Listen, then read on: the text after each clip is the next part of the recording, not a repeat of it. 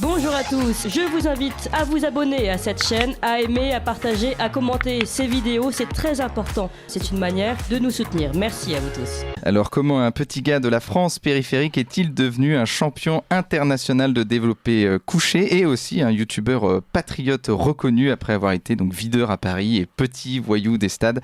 Alors comment ce chemin de vie est possible? Baptiste Marchais nous en parle dans son premier livre, donc Instinct primaire aux éditions Eteri. Bonjour Baptiste Marchais. Bonjour. Donc les éditions Eteri, ce sont les éditions de Julien Rochdy qui est déjà venu ici. Donc ça fait aussi partie de votre mode de vie. Vous voulez être libre et vous avez aussi votre propre maison d'édition. En tout cas, c'est pas ma maison d'édition, parce que c'est la maison d'édition de Julien Rochdy, mais oui, c'est tenu par un ami, donc c'est sûr que c'est plus simple de travailler ensemble.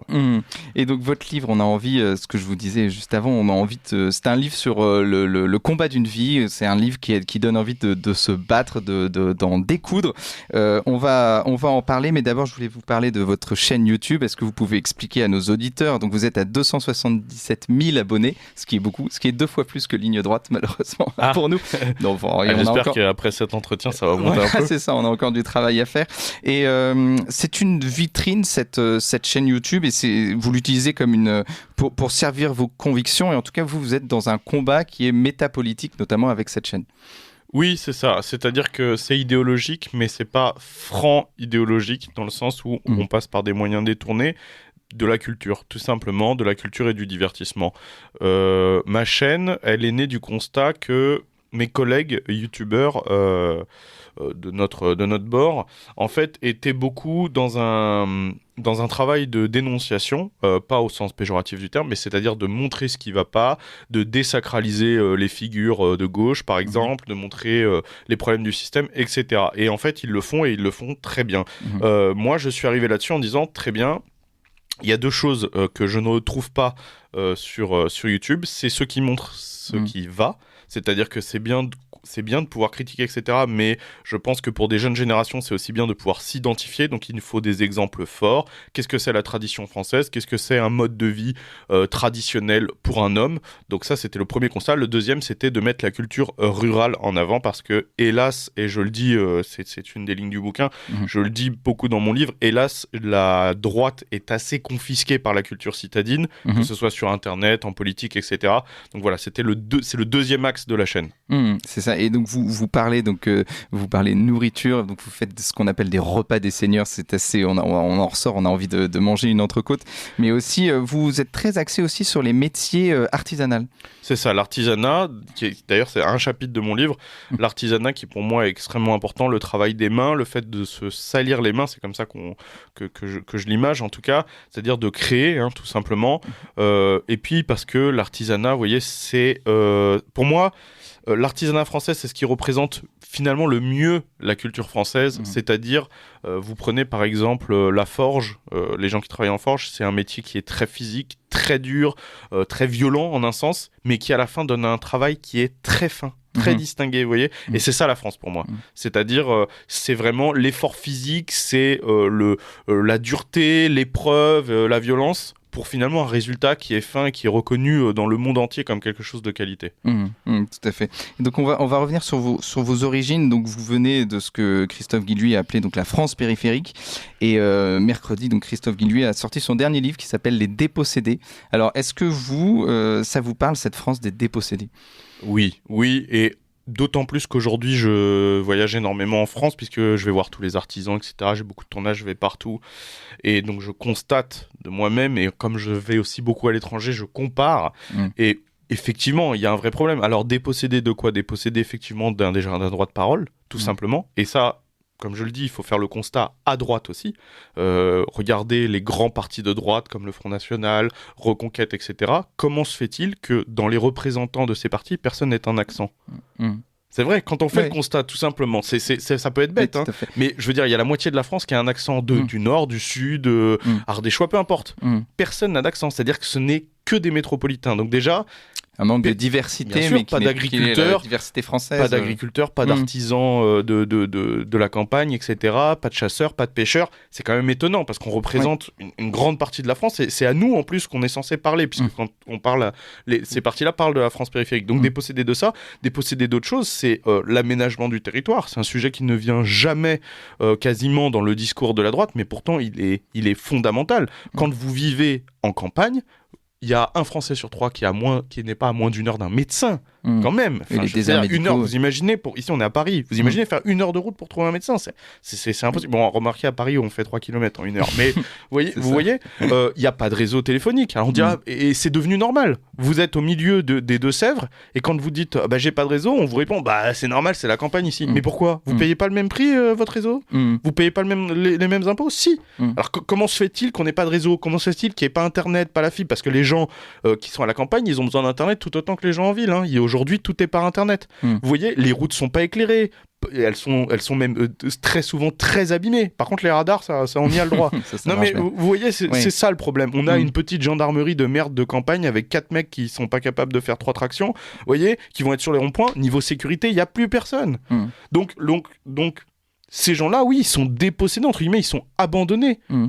Donc, je pense que c'est important de remettre ça sur le sujet, surtout pour nous, entre guillemets, mouvement de droite, etc. Nous qui voulons donner la parole à ce genre de choses, je pense que c'est bien peut-être qu'on se recentre aussi sur ces sujets. Et justement, dans votre livre, vous critiquez à la fois l'État qui a délaissé cette France périphérique et en même temps qui l'infantilise. Vous écrivez « Peut-on lutter contre cette entité dont l'objectif final est de nous déposséder de tout ?» et avant tout de nous-mêmes. Alors, en même temps, il nous laisse, il laisse la France périphérique, et en même temps, il l'infantilise. Mais bien sûr, c'est incroyable que dans le même pays, d'accord, vous puissiez vous faire agresser dans la rue, appeler la police, et que pas de policiers viennent dans l'heure qui suivent, que vous soyez à plus d'1 heure d'un hôpital, et que dans l'hôpital, il n'y ait pas de place pour vous soigner, etc., que vous n'ayez pas de train, d'accord, pas de bus, mais que par contre, au même endroit, on envoie des gens pour vérifier si vous avez mis la clim ou pas, la porte ouverte quand vous êtes commerçant. Non mais c'est vrai que au moindre le masque, on surveille vos attestations, au moindre rond-point, on contrôle pour savoir si vous n'avez pas bu un verre de Ricard de trop. Mais enfin, c'est le même pays, c'est le même endroit, même la même région, vous pouvez avoir tout ça. Mais c'est incroyable, c'est-à-dire que l'État est omniprésent et c'est vrai que c'est vraiment une des lignes de ce livre. Moi, je suis pas anti-État dans l'absolu, je suis contre cet État et je n'en peux plus de l'omniprésence de cet État tous les jours dans ma boîte aux lettres. C'est vrai, l'État vous parle tous les jours dans votre boîte aux lettres. Comment consommer, ce que vous devez faire. Maintenant, il y a même un chiffre officiel pour le chauffage. C'est-à-dire que c'est plus vous qui décidez quand vous avez froid ou chaud, il y a un numéro, voilà, quand on arrive à 19 degrés, vous allumez, vous éteignez. On vit en Chine, on vit en Corée du Nord et on s'en rend pas compte.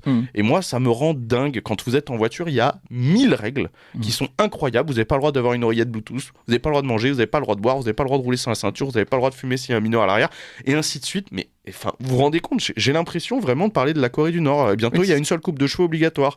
Et les Français se sont habitués à ça parce que c'est un petit peu comme les grenouilles que vous mettez, vous savez, dans l'eau bouillante. Comme ça bout petit à petit, on nous a rajouté des règles, et on s'est limite habitué à ça. Et je peux vous assurer que quand vous voyagez dans un autre pays qui n'est pas comme ça, quand vous revenez dans un pays libre, le choc est incroyable, quoi.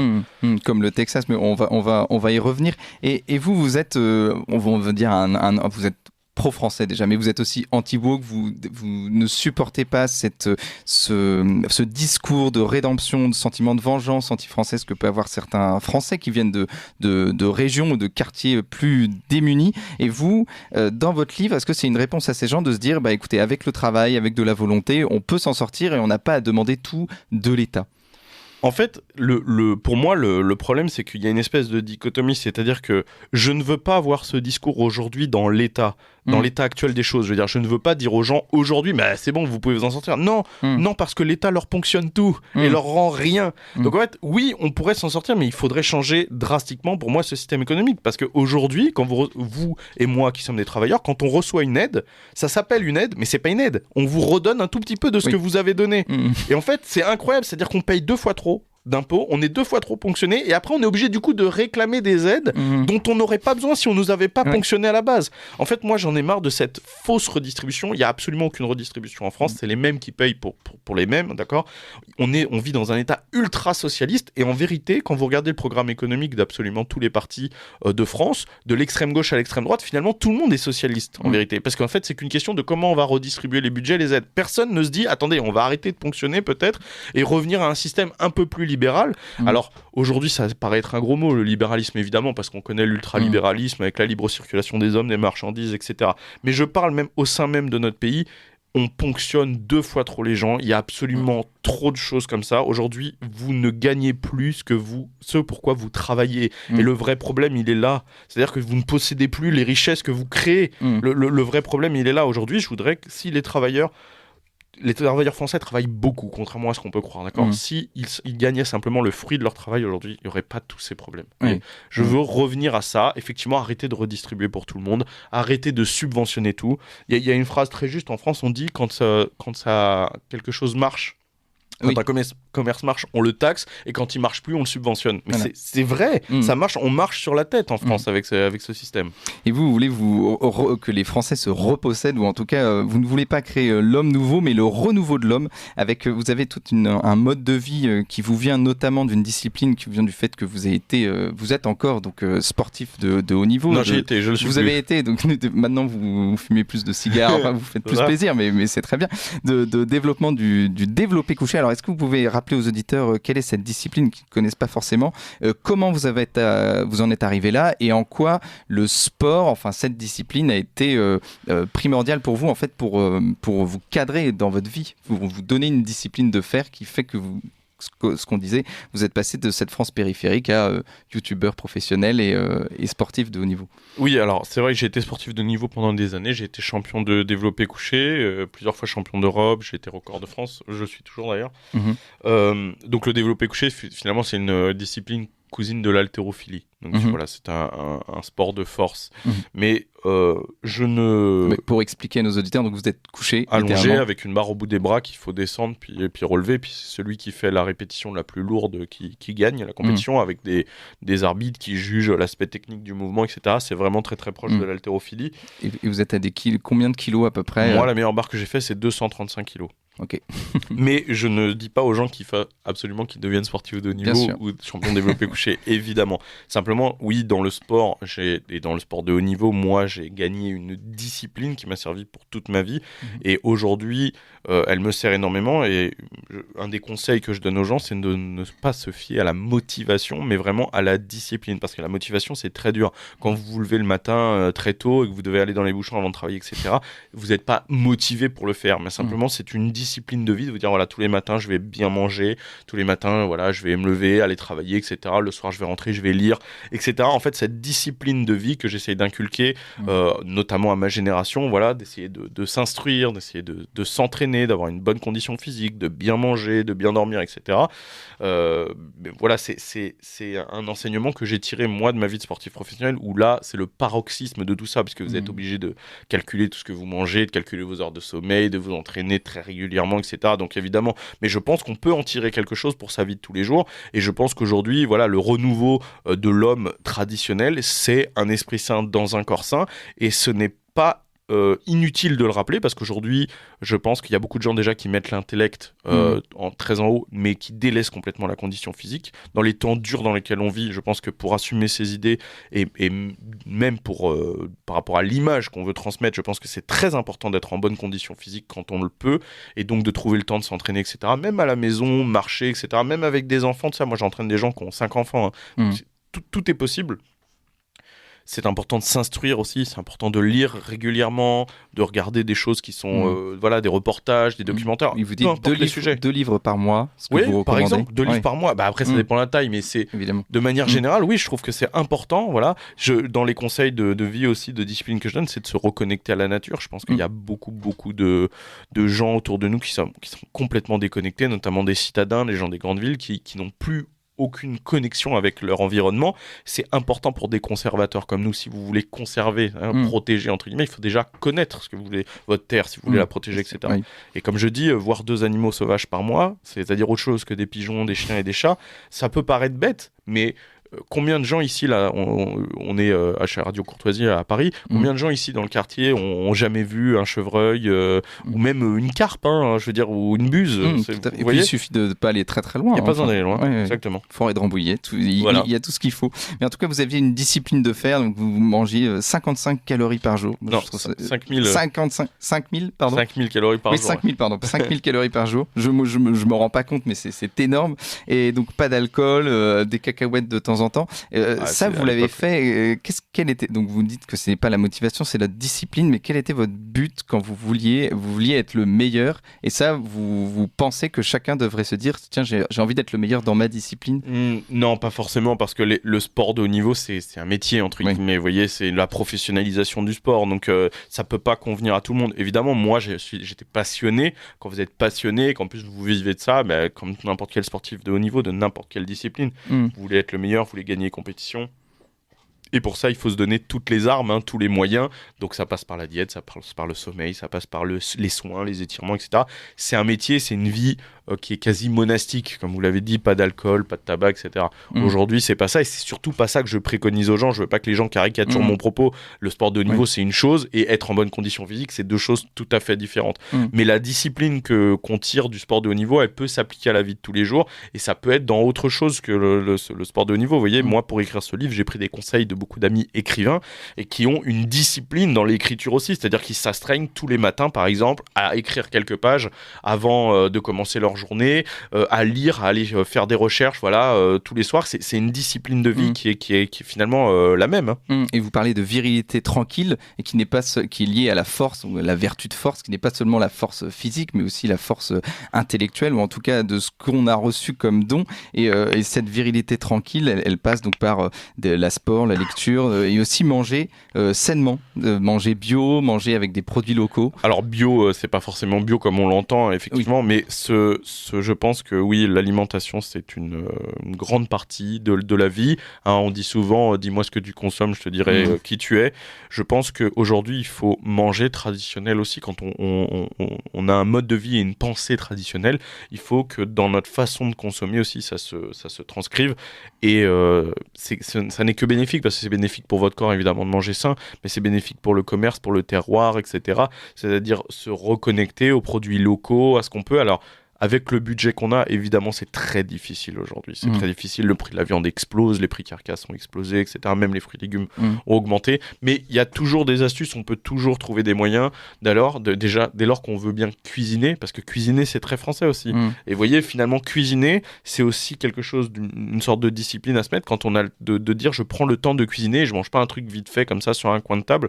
Je pense que c'est tout un ça, art aussi. Ouais, c'est un art, et tout ça, ça contribue à avoir une vie saine et traditionnelle qui, pour moi, est important pour un homme aujourd'hui, qui permet de pas tomber dans le flot, entre guillemets, de la modernité, d'être aspiré finalement dans ce mode de vie décadent français. Même quand on a une pensée traditionnelle, on est vite pris à aller commander un Uber Eats, regarder un truc sur Netflix parce que la journée de boulot a été compliquée, vous voyez. Et là, c'est l'erreur, et je pense que c'est la pente fatale. Donc se remettre à dire non, je cuisine, je lis, je fais mon sport, etc. C'est ce qui nous différenciera vraiment finalement de nos adversaires. De se posséder. En tout cas, vous êtes aussi parti expatrié, on va dire, au Texas. Alors ça a fait couler de l'encre. Pas encore, mais c'est pour bientôt. Là, je suis ici. Là, vous êtes ici, là, mais vous partez. Ça m'aurait fait loin de venir depuis des longs embouteillages. Mais comment, alors ça, dans le camp, on va dire patriote, ça a beaucoup fait jaser, parce qu'on se dit comment quelqu'un d'aussi enraciné que vous peut à la fois partir de son pays, et en même temps, quand vous parlez du Texas, on sent que vous y êtes bien, que vous êtes chez vous, parce que vous vous sentez libre. Oui, c'est très difficile à comprendre pour certains. Alors déjà, il faut comprendre que quand on est exposé comme moi, parce que pour certains auditeurs, je pense qu'ils me connaissent pas, mais sur Internet, etc., j'ai quand même une grande notoriété. Aujourd'hui, moi, dans la rue, on me reconnaît. Il y a une dizaine d'articles de journaux qui sortent sur moi tous les ans par Le Monde, Libération. Aucun bienveillant, hein, même pour dire des horreurs. Hein, c'est-à-dire, si vous tapez Baptiste Marchais sur Google, vous n'avez que des horreurs fausses, évidemment, mais c'est comme ça. J'ai des procès aussi. Hein. J'ai encore un procès de Mediapart, là. Enfin, vous voyez, ça n'en finit pas. J'ai été viré de toutes les banques, hein, comme moi et d'autres influenceurs de droite. Hein, vous voyez, quand on entendait le Rassemblement National qui disait qu'ils n'arrivaient pas à avoir un crédit en France, vous voyez, c'est parce que les institutions bancaires sont à la solde aussi de la pensée unique. Et moi, alors que toute ma vie, j'ai gagné des sommes assez modiques, j'étais plutôt dans le rouge, etc. Aujourd'hui, avec ma nouvelle activité, finalement, je gagne beaucoup mieux ma vie. Et c'est maintenant, aujourd'hui, que toutes les banques me virent. Je n'ai plus de compte en banque en France. Pas parce que je ne veux pas, parce que j'ai été viré de ma banque et je n'ai réussi à trouver aucune banque. Il aurait fallu que je fasse appel à la Banque de France pour qu'ils les obligent à m'ouvrir un compte. Vous voyez, donc, toutes ces choses-là, plus la somme énorme d'impôts que je paye chaque année, et qui, pour moi, parce que c'est pas un tabou, les gens disent, ouais, il part pour papier d'impôt. Mais bien sûr, mais moi, je suis contre cet impôt, je suis contre l'utilisation de cet impôt. Je trouve qu'on tombe trop facilement dans le piège de dire « Ah, mais attendez, on est quand même content d'avoir la Sécu, etc. » Ce genre de choses, alors que ça représente une infime partie de vos cotisations, hein, vraiment, d'accord. Vous avez largement de quoi payer. Pour un travailleur lambda, avec la somme d'impôt qu'il paye entre lui et ce que son patron lui verse, il a de quoi avoir un cancer tous les ans quasiment. Non, mais c'est vrai, de le soigner à ses frais. Donc il ne faut pas tomber dans ces pièges-là. Donc effectivement, tout ça fait que moi, je voulais m'extraire de ça. Parce que si c'est très difficile aujourd'hui de vivre ici, quand on a une pensée comme la nôtre, c'est très compliqué de se sortir du système. Dans le livre, j'en parle beaucoup de violence. Pour moi, cette vie en France, c'est beaucoup de violence parce que je laisse rien passer, parce que j'ai du mal à faire comme si j'avais pas entendu, à faire comme si j'avais pas vu. Vous voyez, c'est beaucoup plus facile quand on vit comme ça et qu'on fait semblant qu'on n'entend pas, qu'on voit pas ce qui se passe autour de nous. Mais quand on veut y réagir, eh bien, c'est une spirale finalement infernale. Donc, ce qui fait que oui, moi, je suis parti au Texas parce que j'ai retrouvé un sentiment de liberté là-bas. Parce que ça me permet de travailler et d'être beaucoup plus utile à la France en étant là-bas qu'en étant ici, même si il y a plein de gens qui vont avoir du mal à y croire, mais c'est la vérité, parce qu'on me met beaucoup moins de bâtons dans les roues. Et pour mon travail ici, en fait, c'est pas perceptible que je vive là-bas ou ici, vous voyez. Et aussi parce que je pense, et je suis vraiment intimement persuadé que c'est nous qui faisons tenir la France et qu'en fait, je suis dans une logique qui est un petit peu accélérationniste, dans le sens où je pense qu'aujourd'hui, le bateau coule, on n'arrive pas à le retenir, c'est-à-dire qu'on bouche les trous de la coque avec nos doigts, mais l'eau continue de rentrer. Tout ce qu'on fait, c'est qu'il coule moins vite. Et je pense qu'on se dirige, et c'est tout le sujet de mon livre, vers de grands événements qui vont arriver de toute façon. J'aimerais qu'ils arrivent plus vite, vous voyez. Et je pense qu'il faut s'y préparer. S'y préparer, c'est pas forcément en restant dans le chaudron comme ça. C'est bien aussi de prendre du recul pour ceux qui peuvent.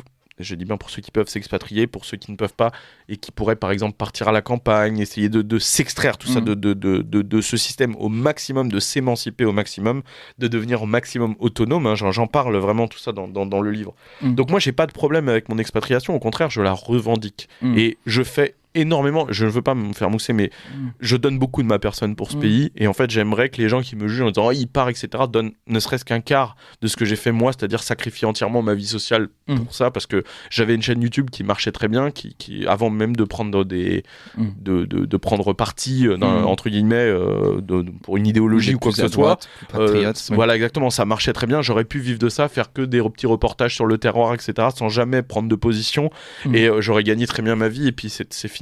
J'ai fait le choix d'écrire ce livre qui va me valoir certainement, vous l'avez lu, hein, donc vous pouvez le dire, qui va certainement me valoir aussi des actions en justice. Oui, il y a quelques personnes qui prennent bien lourd. Oui. Voilà, je fais le pas vraiment d'essayer de donner le maximum que je puisse à ce pays. Je raconte beaucoup d'anecdotes aussi, c'est également le cas dans la rue, hein, j'ai donné de ma personne beaucoup de fois, donc je veux bien qu'on me juge, etc., sur le fait que je parte, etc., mais qu'on me juge en faisant au moins un quart vous voyez, de ce que je fais pour ce pays. Mais le Texas, pour vous, c'est un modèle de ruralité, parce que vous présentez le Texas, donc déjà les gens sont plutôt religieux, il y a la chasse, il y a une grande virilité, et puis il y a aussi, donc on peut parler de votre vlog sur votre chaîne YouTube, où il y a une joie vraiment de ces personnes. Le Texas qui est souvent un petit peu, caricaturé dans les médias français. Pour vous, c'est une sorte c'est un modèle de ruralité que la France peut s'imprégner du Texas ? En fait, ce qui est assez amusant, alors déjà, la première erreur à faire, c'est de ne pas confondre le Texas, entre guillemets, avec l'image qu'on a des États-Unis, parce que la plupart des gens que je rencontre, et je l'étais avant d'y aller, c'est-à-dire c'est pas un rêve depuis tout petit d'aller là-bas. J'étais dans ce cas avant d'y aller. La plupart des gens que je rencontre qui sont anti-américains, entre guillemets, ils ont une image de l'Amérique qui représente en fait des New-Yorkais, des gens de Los Angeles, des citadins des grandes métropoles. Et en fait, c'est comme avoir l'image d'un Parisien en disant la France, en fait, ce que j'entends des États-Unis par la plupart des gens qui m'en font la critique, c'est comme si je vous disais que j'étais étranger, que je vous disais la France, je connais les mecs avec des ourlets en trottinette électrique, voyez, qui mangent des Pokéballs, c'est ça la France. Mais c'est aussi stupide quand j'entends les gens siliconés, machin, tout ça. Vous voyez, c'est pareil. Les États-Unis, c'est très très grand, et effectivement, il y a beaucoup d'États qui sont ruraux, et le fait d'avoir un gouvernement fédéral fait que, contrairement en France, qui a un gouvernement centralisé, il y a une plus grande disparité en fait dans les modes de vie, etc. Et d'un État à un autre, on a l'impression de changer de pays, mais vraiment. Et le Texas fait partie de ces États qui sont effectivement à majorité rurale, à très grande majorité conservateurs, et qui ont édifié en fait tout leur État là-dessus. Et c'est drôle quand vous dites, par exemple, est-ce que la France devrait s'en inspirer, etc. Parce que finalement, le Texas, c'est la France du 19e siècle. Ce sont des Européens qui ont fondé le Texas, vous voyez. Ce sont, là, moi, la partie du Texas où je vis, c'est l'ancienne Louisiane française, en plus, vous voyez. Donc, c'est parce que la Louisiane, c'est plus...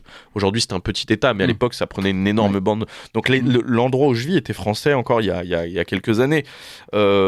Le Texas a gardé cet esprit européen de campagne, etc., vraiment avec l'esprit traditionnel du 19e siècle, et l'a érigé à hauteur d'État. Aujourd'hui, il y a des lois, il y a une culture totale de la ruralité, etc., qu'aujourd'hui, on n'a pas réussi à maintenir en France. C'est la vérité. Tout ça dans un État, effectivement, qui est très libre, qui laisse beaucoup d'autodétermination aux gens. Effectivement que c'est agréable à y vivre aujourd'hui. Mais je vous cache pas, bien sûr que je préférerais vivre en France. Vous voyez, je préférerais vivre libre en France que vivre libre au Texas, évidemment. Mais par contre, je préfère vivre libre au Texas que vivre enchaîné en France. C'est la vérité, c'est mon choix. Et on va parler... Il y a beaucoup d'anecdotes dans votre livre. Je voulais en citer une. Et rappeler quand même que le père, donc l'abbé Raffray, que les auditeurs connaissent, donc a préfacé votre livre. Tout à fait, et je voulais savoir, quand vous lui racontez ce genre d'anecdote, qu'est-ce qu'il vous dit, par exemple? Il a lu le livre déjà avant de le préfacer, parce que il va pour être sûr il a hésité. Évidemment. Il dit que vous n'êtes pas un enfant de cœur, mais justement, vous dites en tout cas que vous avez rencontré le Christ, que vous êtes profondément catholique. D'ailleurs, on va en reparler. Donc vous êtes sur la route. C'était sur la route précisément. Un cycliste fait chier tout le monde, je vous cite, à ralentir le trafic alors qu'il a une piste cyclable juste à côté. Au volant, ma petite amie de l'époque, moi à la place du mort. En dépassant le casse-couille, je lui glisse par la vitre le plus aimablement du monde qu'il peut emprunter la piste dédiée à son activité. L'autre me répond d'aller jouer ailleurs. Bon, je vous passe un petit peu les détails. Vous bloquez la bagnole et vous ouvrez la portière juste au moment où le polydor local arrive. L'impact est d'autant plus spectaculaire et brutal qu'il se prend dans l'angle et non pas à l'intérieur. Et le voilà désormais gisant sur l'asphalte, les 4 fers en l'air, tuméfié et hagard. Alors je lui dis, et maintenant tu vas la prendre, la piste cyclable. Et l'autre, dans un râle édenté, de me répondre, vous êtes un malade. Alors je suis un petit peu partagé, parce qu'en même temps je vois ça me fait rire. Honnêtement, ça me fait rire parce que je me dis évidemment on comprend un cycliste qui vous embête sur la route, et en même temps je me dis, que dirait l'abbé Raffray quand il vous entend dire ça, parce que en même temps quand le cycliste dit vous êtes un malade, un petit peu d'accord aussi avec le cycliste. En fait, s'il y avait que moi, vous voyez, par exemple, si j'avais été tout seul sur cette route, cette anecdote ne serait pas arrivée, tout simplement. Donc, je peux comprendre. Je ne dis pas que c'est purement très catholique, etc. J'ai jamais dit que j'étais un saint. J'essaye de vivre d'être le meilleur possible. J'essaye d'être fidèle à la parole du Christ, mais je suis un homme, je pêche comme tout le monde. J'essaye de me repentir quand je sens que c'est nécessaire.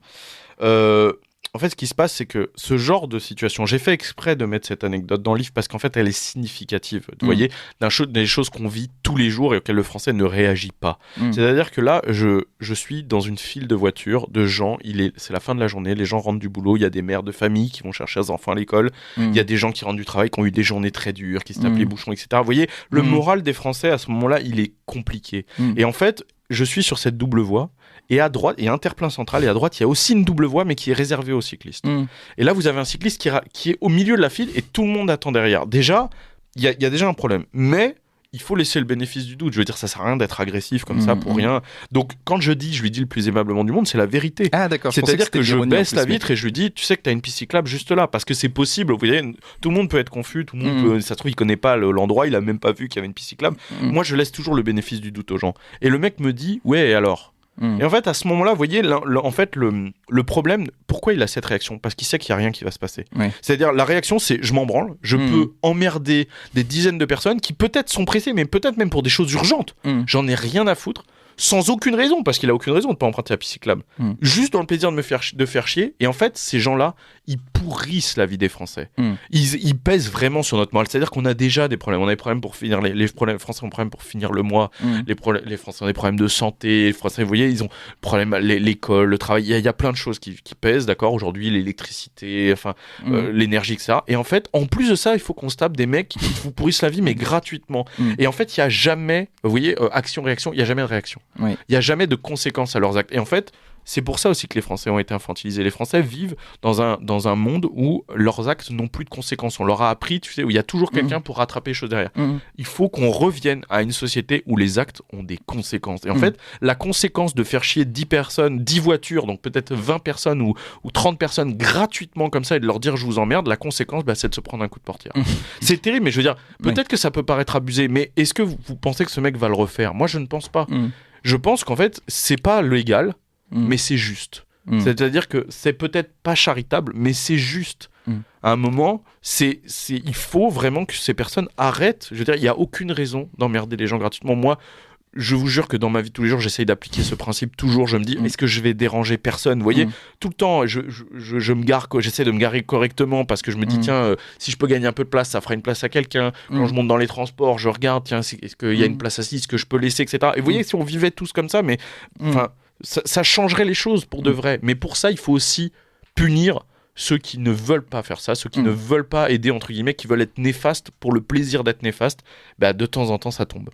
Et je voulais revenir sur votre conversion, parce que donc, on a dit que vous venez de la France périphérique, des dépossédés, donc aussi dépossédés spirituellement, enfin en tout cas vos parents n'étaient pas pratiquants. Comment en quelques minutes, c'est peut-être un petit peu rapide, mais comment vous êtes revenu à cette foi et comment vous avez rencontré le Christ alors ? Alors, moi, j'ai été baptisé, j'ai vécu dans une famille, c'est effectivement ce qu'on appelle catholique non pratiquant. C'est un petit peu... c'est un terme qui est un petit peu bizarre, en vérité, parce que j'ai du mal à comprendre qu'on peut être catholique non pratiquant. C'est un débat que j'ai avec mes parents régulièrement. Mais voilà, c'est-à-dire de tradition catholique. Vous voyez mais en fait, ça a pris un sens pour moi, tout simplement. Je pense qu'il y a peu d'explications à avoir.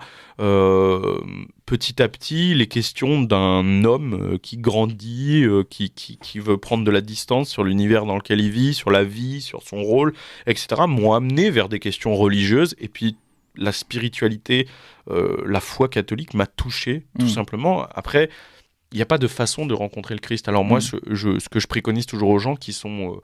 des agnostiques, parce que je pense pas qu'il y ait de véritables athées en vérité chez les Européens. Je pense qu'il y a toujours une petite part de spirituel au fond quelque part. C'est de se rapprocher de la tradition déjà. Les gens qui sont des conservateurs, qui aiment la tradition, qui se rapprochent de la tradition avec un grand T, qu'ils aillent à la messe, simplement à la messe tridentine, qu'ils aillent voir. Et vous savez, ça peut être à l'église la rencontre avec le Christ. Ça peut être dans cette tradition, comprendre que tout ça a un sens. Parler avec des abbés aussi, des abbés traditionnels, parce que la vision que les gens ont et que j'avais de la religion catholique vue de l'extérieur, c'est une vision très protestante. Le créationnisme, etc., des délires des gens qui voient la Vierge dans des toasts, tous ces délires-là, non mais c'est vrai, tous ces délires-là sont des délires de protestants. Et en fait, on a l'impression qu'aujourd'hui, c'est une religion qui est absolument antinomique avec la science, avec l'époque moderne et tout, mais pas du tout. Pas du tout. La religion catholique, finalement, est une religion très moderne, et je pense que les gens auraient beaucoup à gagner à tout simplement à se renseigner sur le catéchisme, etc. Et lire le livre, et avec la préface de l'abbé Raffray, vous pouvez le contacter. L'abbé Raffray, il est très, en tout cas, il est très, on va dire évangéliste, mais pas du tout. Il est dans l'évangélisation par la forme traditionnelle, et il préface ce livre, donc Instinct primaire de Baptiste Marchais. Merci beaucoup. C'est disponible sur benchandcigars.com. Bench ncigars avec un s.com. Merci beaucoup Baptiste Marchais. Vous appréciez cette émission ? Alors aidez Radio Courtoisie à en produire d'autres en indépendance totale. Rendez-vous sur soutenir.radiocourtoisie.fr. Merci d'avance.